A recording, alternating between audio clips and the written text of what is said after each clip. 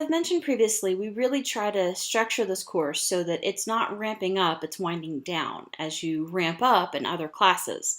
So for this week, you're taking care of this week's overview.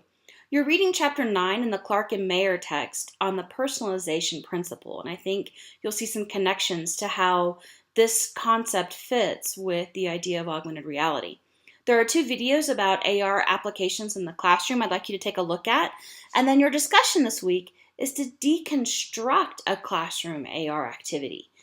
And you might see some similarities in why we did this before, and that is I want you to reverse engineer a storyboard for such an activity so that you're thinking about all of the different components that would go into creating this type of activity. Now, there is one caveat to the final project I want to mention.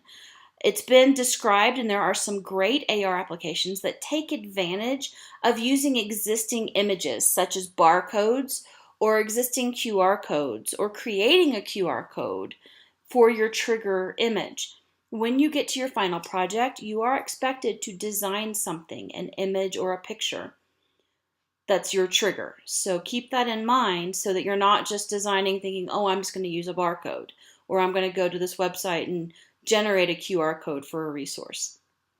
Just something to keep in mind as you think about your final project. If you have any questions this week, you know where to reach me. I'll start grading those tutorials and sharing those links with our clients so that they can evaluate your work. And if you need anything, just let me know. Have a fantastic week. Use the on-screen navigation to access another section of this week's overview.